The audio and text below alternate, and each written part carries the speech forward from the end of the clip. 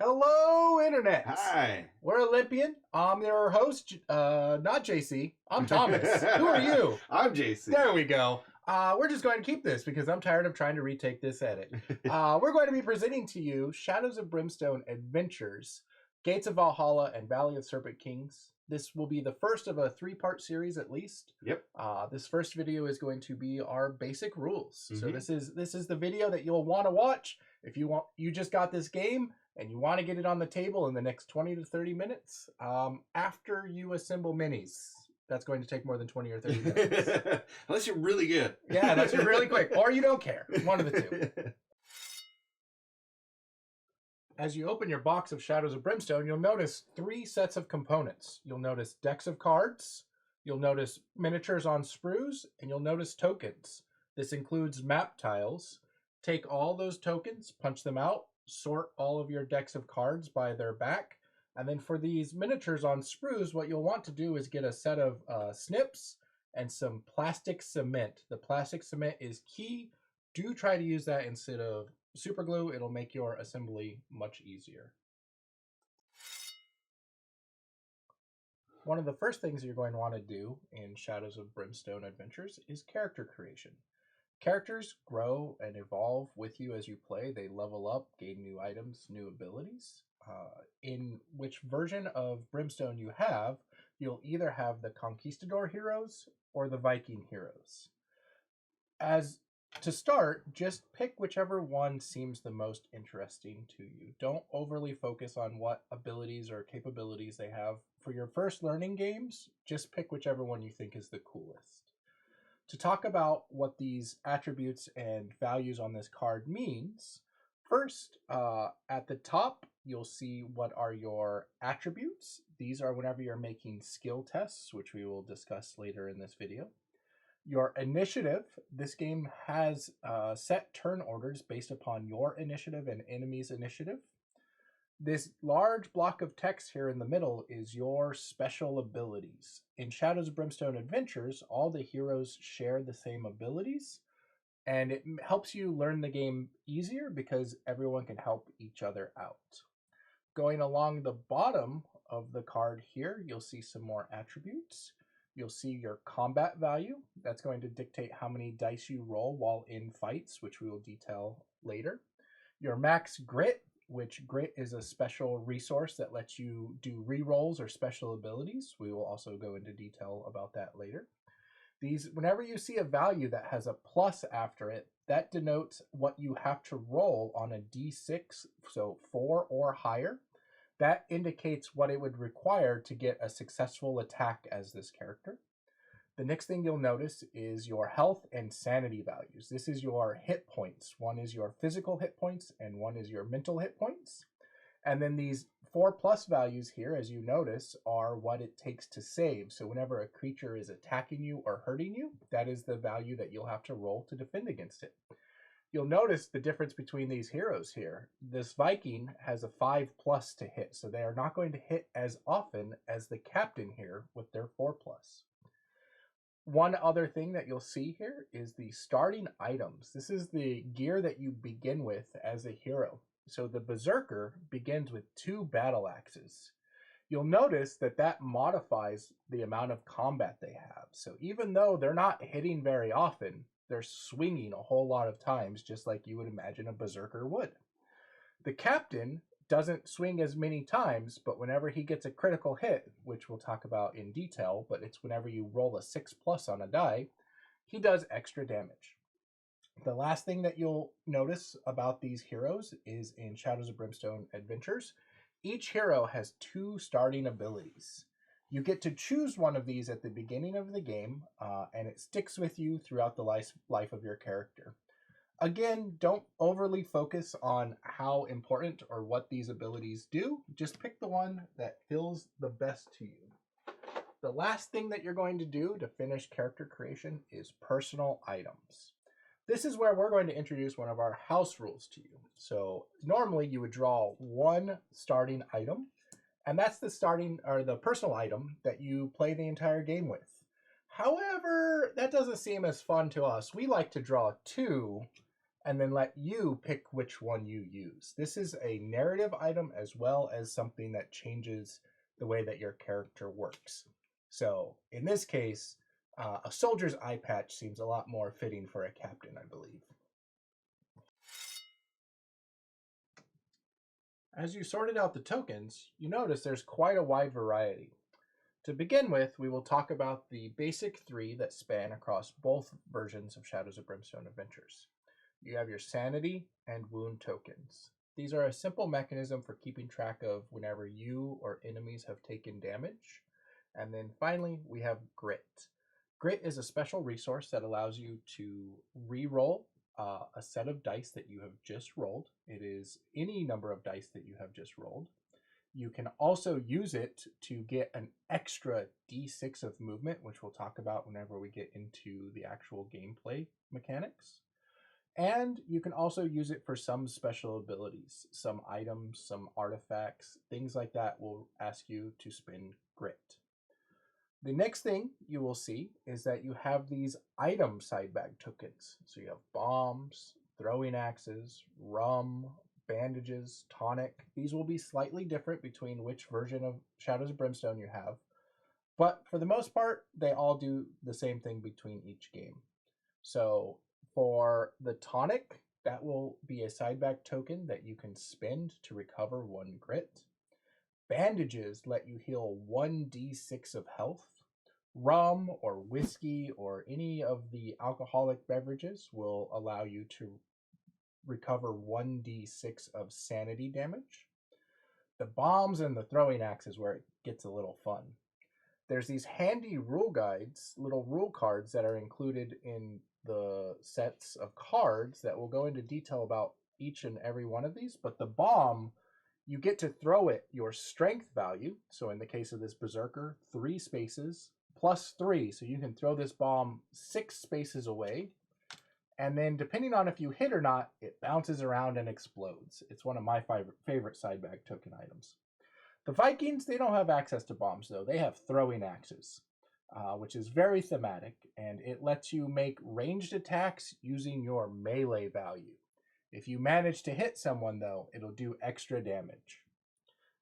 In addition, you'll notice that there are specific tokens for each of these characters.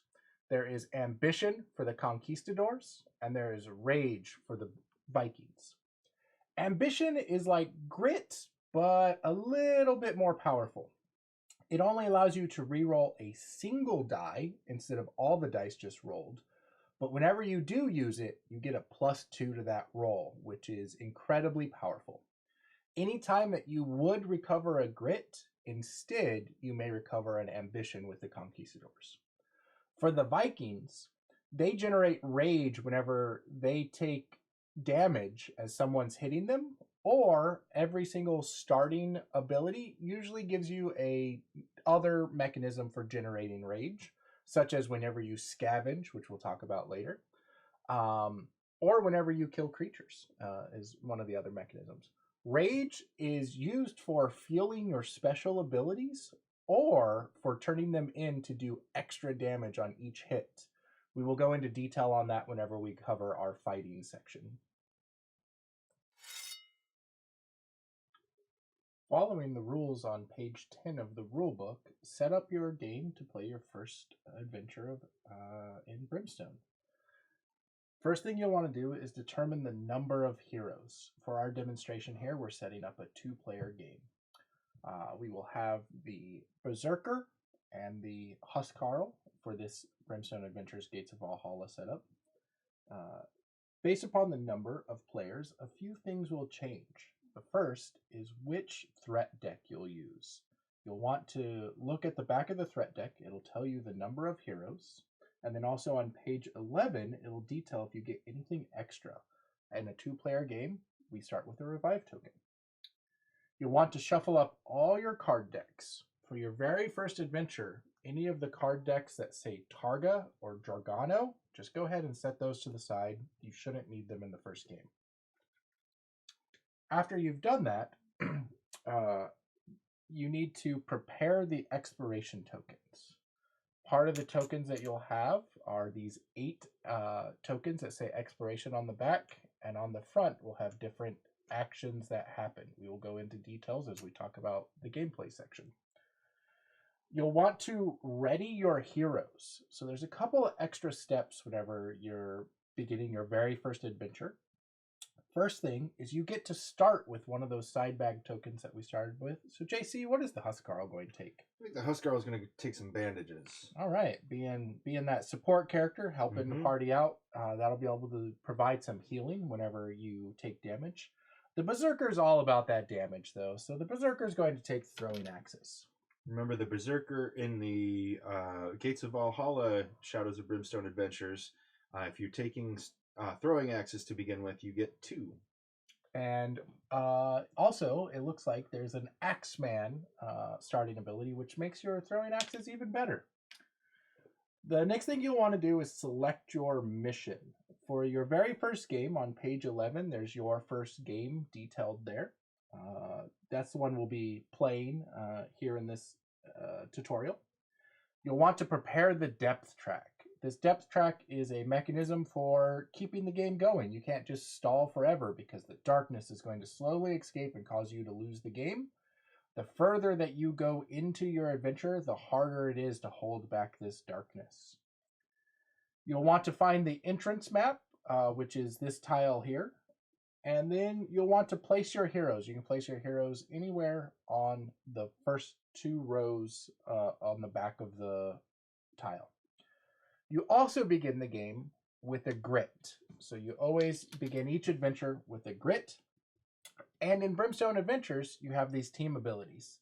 These team abilities cause you to have extra skills that really help each other out. So deal 1 of those to each hero.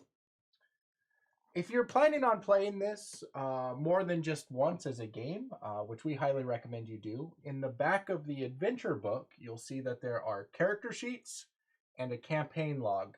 Go ahead and print one of those out, 1 character sheet per player, and then 1 campaign log for the entire table.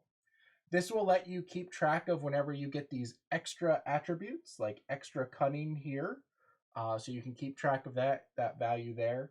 As you level up, you'll get more abilities, more hit points, more sanity, etc. With that, you should be all set up for your first adventure. Now that you're all set up, take a look at your world card. In the Norse adventures, you should begin in the Norse lands, or if you're playing as the conquistadors, you should be playing in the Spanish fort. These world cards dictate a little bit of special rules based upon the land that you're in. For the conquistadors, you're going to be rolling extra dice for your scavenge checks, which we'll talk about here in just a second. Or for the Norse, as you're progressing into the adventure, special things are going to be happening. As you, as the party, cross one of these thresholds, everyone gets the chance to recover a grit on the d6 roll of a 4+. However, there's dark shadows. As the darkness escapes, whenever it crosses into a new threshold, everyone takes some horror hits. The other thing that you're going to want to do is one of the characters is going to be carrying this lantern. It's either going to be an expedition torch for the Vikings or a lantern for the conquistadors. At the beginning of every round, that player is going to do what's called holding back the darkness. That's where this depth track comes into play.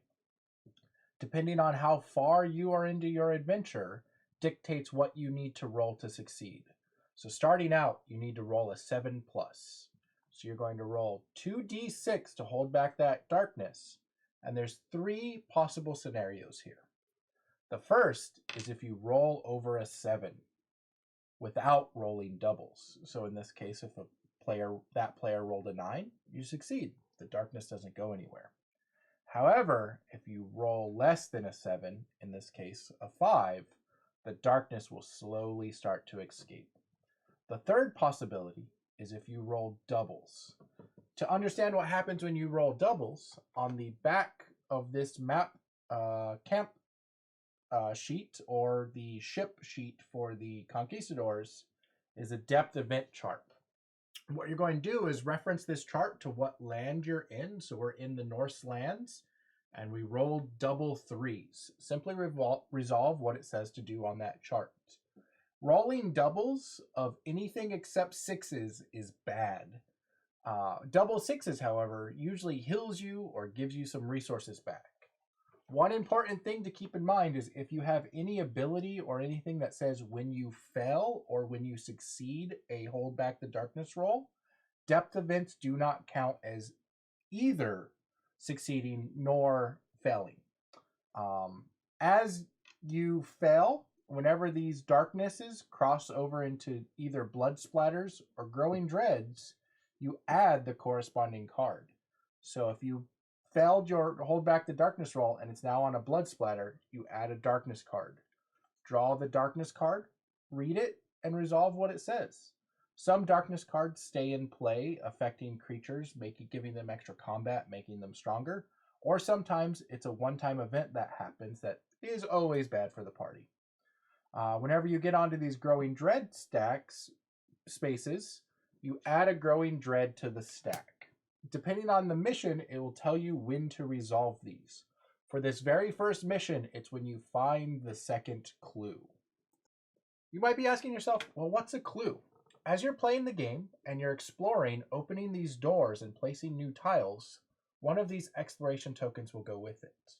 The exploration tokens themselves have different things that will happen.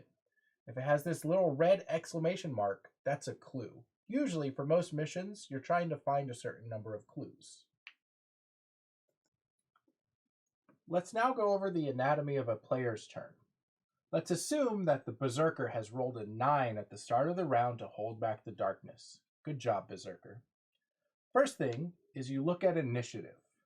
So, based upon the characters, the Berserker has initiative 5, and the Huskarl has an initiative 4. So the Berserker is going to go first. Let's say the Berserker rolls a 6 for movement. You always roll for movement at the beginning of your turn. That determines how far you can move. So let's say the Berserker has rolled a 6 and just wants to run off ahead. 1, 2, 3, 4, 5. Well, they've each reached the end of a map tile.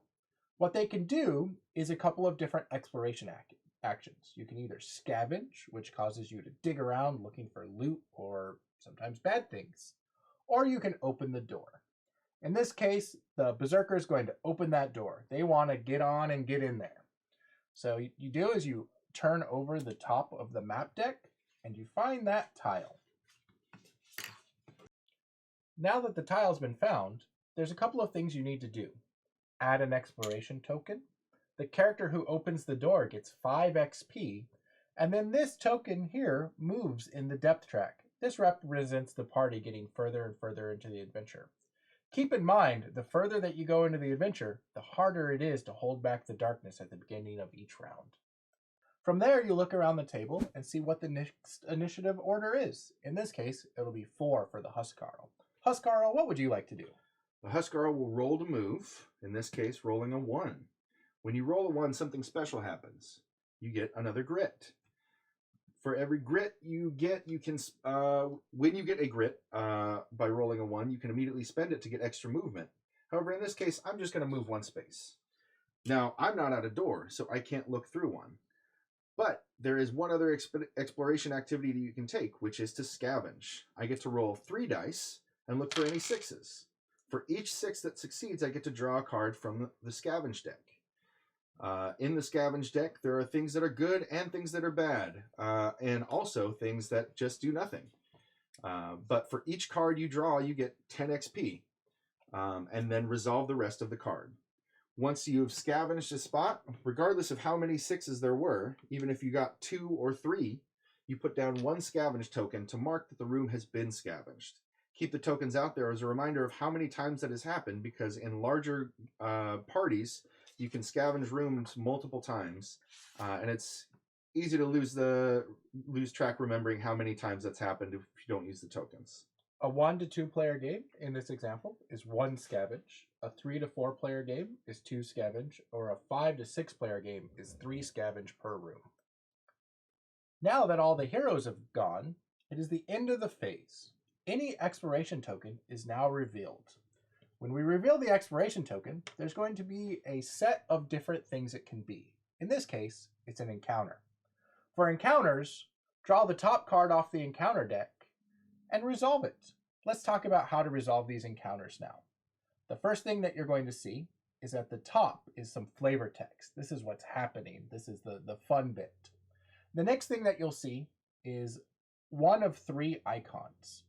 It'll either be a group of 3 people, which represents all heroes make this test. It'll be a single figure in this circle, which means one hero of your choice. Or it'll be a hero with a question mark, which means one random hero needs to make that test. The next thing you'll notice is a attribute, in this case, Spirit, 6+. So this means every hero must make a Spirit test, and the threshold for victory is a 6+. Look at your character cards to see how much Spirit you have. So in this case, the Berserker has 3, and the Huskarl has 4. That's a pretty good attribute. Gather that many dice, and then make a roll to see if you succeed. Again, you're looking for a 6+. The Huskarl just succeeded with that 6. Let's see how the Berserker does. Oh, how about that? Also succeeds. Let's assume that the Berserker failed. Let's say they rolled 3 5s. This would be a great opportunity to spend a grit, turn in the grit, and re-roll all the dice just rolled. Still a failure. Cannot re-roll these dice anymore. Unless you're playing the Conquistadors. Conquistadors can always use Ambition to re-roll a roll that they have failed and add +2 to it. That's why it's such a strong token. The other thing that you'll notice on this token is a door. That dictates how many doors are actually attached to this room. In the case for this token, just 1. So if you look at the map card that you pulled to pull this room, roll a dice and decide that's the door or that's the end cap. Really up to you. So now it's capped. There's going to be other things that are on these exploration tokens. One that you'll see is depth event. If you get this token, what you do is you roll 1d6 and then refer back to this exploration chart, the depth event chart, to determine what depth event you just triggered. You will also get attacks. And now is a great time for us to talk about attacks and ambush attacks. And as mentioned earlier, you'll also find clues on these tokens. For those clues, refer to the mission goals section to determine what you do with those. Let's assume that the tile that we pulled was this attack with a clue. To resolve an attack, what you do is you draw the top card off of whatever your threat deck is. In this case, we're going to get D3 Centurion Hunters. To roll a D3, what you do is you roll a D6 and then divide by 2. So in the case of this example, a 5, it would become a 3. You round up. So now you will place 3 Centurion Hunters. The way placement rules works is you checkerboard from the furthest row away from the heroes, and you put them down checker style with a space between each. If you have multiple sets of enemies being placed, look at the enemy's initiative value and place the slowest ones furthest away and the fastest ones close up. Now's the time to talk about the anatomy of an enemy. The first thing you'll notice is their name. These are the Centurions. And they have some tags. They're Robot and Targa. Those tags come into play when certain darkness cards or other cards will affect them. Some of them will give them extra combat or make them weaker. Next, you'll see their size and their initiative. And then it'll be a breakdown of all of their abilities. Read those over and keep them in mind. Taking a look at the threat card that we drew, we notice that for these green enemies, we actually ignore their relentless advance. So for this combat, they don't have that, but they do gain an extra +2 move. Power swords, when they roll to hit you, their 6+ ignore your defense and armor. They also have blast shields. As you do damage to them, they are going to prevent that damage and then return it back to you. They're pretty gnarly. Next, you'll see their movement and escape values. So they move 4 spaces each turn. And to get past them, whenever you're adjacent to them, you'll need to make an escape check. To escape from them, you'll need to roll a 4+ on that. When they go to attack you, they hit on a 3+ and they attack you 1 time. If that combat hits, it will do 4 damage to you.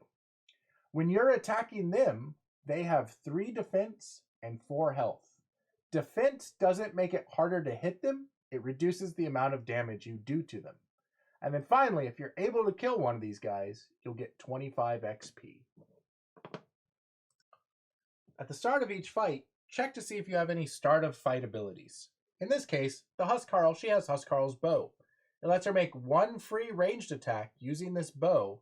However, unfortunately, she's further than 8 spaces away. Now that the enemies are spawned in, it's the end of the round. So you do the thing that you do at the beginning of every turn. You roll to hold back the darkness. The Berserker would roll 2d6 to hold back darkness. In this case, rolling a 3, that's a failure. The darkness escapes some. Next, you want to look at all the players and enemies that are in play and look at initiative values. The Berserker is initiative 5, as you can see on their card.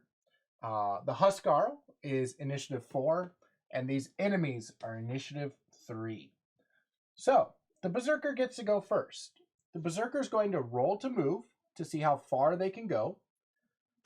In this case, getting a 5, which I think is enough to get into range here. So let's take a look at the action cam. 1, 2, 3, 4. More than enough. Let's say I wanted to take another step in or another step to the side. This is where that escape value would come in. I would roll a check to see if I get over a 4+, and in this case, rolling a 5 again, I would be able to. But I want to stop right there. I am adjacent to both of those. Now I'm going to go into combat. So the thing I'm going to do is look at my character sheet to see how much combat I have in the bottom right corner. Every hero starts with 2. And then I'm going to take a look at my items. I have 2 axes that give me extra combat. These beautiful, beautiful Berserker axes. I'm going to go with combat. So, I have 4 combat at this point. I'm going to roll 4 dice to see how many hits I get. Well, that's not very great, because if you take a look at your attributes there, I only hit on a 5+. I would use my grit, if I had any, to go ahead and re-roll this to see what happens. Look at that. I got 6s now. 6s are crits. So if an enemy does not have toughness or a special ability that makes them immune to crits, crits ignore defense. So in this case, I got 2 crits. Let's assume I also rolled a 5, so just 1 hit. I will now assign these hits to the targets that I'm next to. I'm going to put a crit and a hit on this guy, and just a crit on that guy. Now I roll damage. So this is a crit and a hit. The crit is the white, the hit is the red. So that crit, it does 2 damage, ignoring defense. So 2 damage goes through, potentially, on these guys because they have armor. Also, this hit does 4 damage. They have a defensive 3. So that means 1 damage goes through from the hit. So for a total of 3 damage. However, they get their armor rolls now. So they're going to roll armor, and for every 5+ they get, 1 less damage goes through. In this case, 1 damage is prevented, but 2 wounds go through. Taking a look at their blast shield, though, that's kind of bad news for me. I think I get blasted backwards. So I take 1 wound from that, and I get pushed back 1 space. I still get to resolve my crit on that other character because it doesn't explicitly say on there that it counters or prevents any other combat from happening. Some special abilities do that. So now I'm going to roll the crit on this other guy, and 3 damage goes through. So that one will do 3 defense saves and fail all of them and take 3 damage. Now that the Berserker's turn is over, take a look at initiative around the table to see who's next. It looks like the Huskarl's up at initiative 4. Huskarl, what are you going to do? I think the Huskarl's going to roll to move, see how far I can get. Roll to 5, but I don't need to move that far. I'm going to go ahead and move up just a little bit to get into range of these guys because I'm using the 𝐻𝐸𝐲𝐻 bow. If you look at the 𝐻𝐸𝐲𝐻 bow, you can see how many dice I get to roll for my attack now because I'm not looking at combat. I'm looking at the shots that my bow gives me. In this case, it's 2. So I'm going to go ahead and roll my 2 shots and see what happens. I got a crit and a hit, but if I had missed, I also have an ability called Expert Shot, which is what I took at the beginning of the game, which would give me a chance to reroll one of those to hit rolls. So why is that 5 a crit? That 5 is a crit because on my 𝐻𝐸𝐲𝐻 bow, it crits on 5 or 6s. So nice. That's going to be really helpful for me. All right, so I got a crit and a hit, and I think I'm just going to put them on... I'm going to go ahead and put the crit on this damaged guy over here. He's only got 3 health left. Let's see what happens. 5. So he needs to make 5 armor saves. So that's going to be that. Let's see if that kills him. So that does get 2 of them are prevented. So 3 goes through. Enough to kill him. Enough to kill him. And since I'm not adjacent to him, those prevented damage don't do anything to me. So I am A-OK. And then I get my hit that I will assign over here. 2 damage, not enough to go through his defense, so nothing happens. So by killing that creature, you get 25 XP. And if you take a look at your abilities there, you can heal some, I believe, right? I get to heal 2 wounds once per turn when I kill an enemy. But in this case, I'm not damaged, so I don't need to worry about it. All right, that's a pretty good turn from the 𝐻𝐸𝐲𝐻. Now we look at initiative order again. This time, it's the Centurions. They're initiative 3. The way that they're going to activate is they always try to move as far as possible, and they're going to try to evenly spread across the heroes as much as possible. So in this case, this Centurion is going to get to move 6. The reason they're moving 6 instead of 4 is because of the threat card that drew them. 1, 2, 3, 4, 5, 6. Now these guys cannot move through models, but some other enemies can. 1, 2, 3, 4, 5, getting behind the Berserker. Now they get to make their combat. So you normally attack the person to your right. So in this case, I'm going to be attacking the 𝐻𝐸𝐲𝐻, and the 𝐻𝐸𝐲𝐻 is going to be attacking me. They have 1 combat, and they hit on a 3+. 6s are bad, though. And I got a 5. I got a 6. And there it is. So that means 1 hit that is blockable is going into the 𝐻𝐸𝐲𝐻.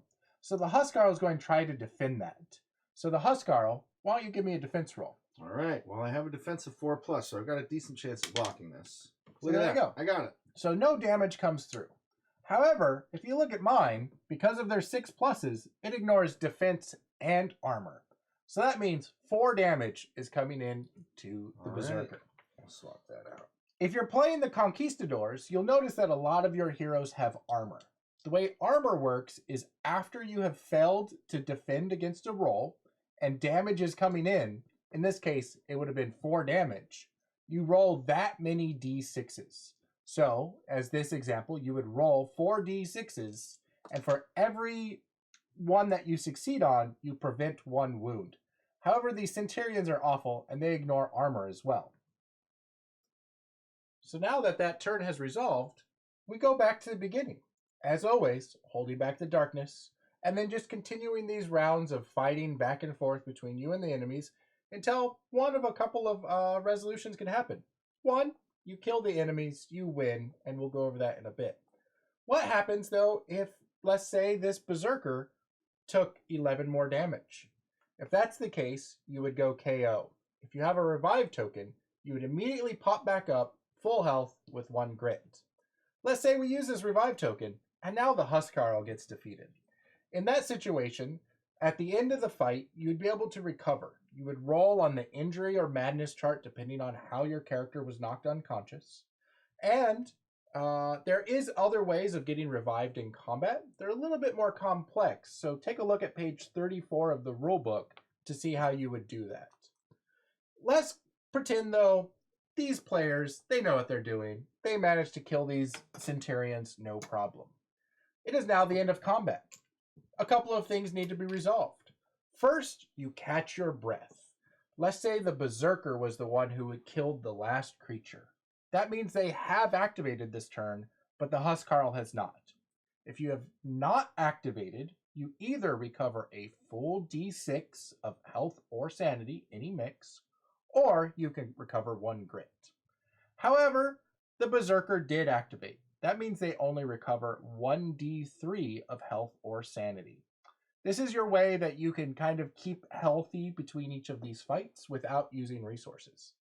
The next thing that you do is you look to see how many cards summoned monsters. In this case, it's only 1 card. That means every player would get 1 loot card. These loot cards are full of goodies: money, darkstone, gear, and artifacts. Money and darkstone are a resource that are used at the towns and vendors to buy things, upgrade things.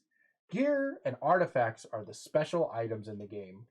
Gear tends to be a little bit more mundane, while artifacts are exciting, special, unique artifacts that allow you to have a lot of power. From there, that covers most of the core blocks that you need to keep playing. Your players keep taking turns. At the beginning of every turn, you roll to hold back this darkness. If the darkness ever happens to escape, you lose the game. There'll be other special rules according to the mission that you're doing, so keep a look at whatever mission that you're doing. As you get further and further in, it gets harder and harder to hold back the darkness. You're going to be going from tile to tile to tile, putting out these expiration tokens, looking for a certain number of clues usually. Whenever you find the last clue, there's usually something special that happens. You either fight a bigger monster or a specific monster. There's epic threats as you start playing through the campaign, which are these big, strong monsters, such as the Frost Giant here. After you finish the mission, you'll normally have a reward, either success or failure, depending on how you did. You simply read through that and get those rewards. Next, we're going to cover a couple a little bit of more advanced activities. The first is Growing Dread. Whenever you take a look at your adventure that you're on, it'll tell you when to resolve dread, either immediate dread or whenever you find the last clue. As you're building these Growing Dread into the stack, you have an opportunity to get rid of them. When they're added to the stack, each player may spend 1 grit to remove them. The other time that you're allowed to do this is as you're resolving them. So these Growing Dreads tend to be pretty awful, but there's some that are worse than others. So as you're resolving these, you can go through, read what it does, and then determine if you want to spend a grit to remove it. Such as the last gasp here. During the next fight, all enemies have +2 combat and +1 shot if they have a ranged attack. If you're on the final fight, that's pretty gnarly and kind of hard to overcome. So you'll want to save grit to get rid of that. The other advanced aspect that we want to talk about is these dice here. These are called peril die. They'll come up whenever you see a little P inside of usually an orange square. They look like D6s, but they're not quite right. There's 2 3s, 2 4s, a 5, and a 6. The last thing that we want to cover is ambush attacks. Normally, whenever you have an attack, you bring the enemies in checkerboard styled at the end of the row furthest away. When you ambush, though, they spawn in right next to you, right adjacent to your heroes. And in addition, they get +2 to their initiative for the first round. So, it's pretty dangerous. That should cover most of the rules inside of the rulebook. There will be a couple other things that you'll want to take a look at on page 32.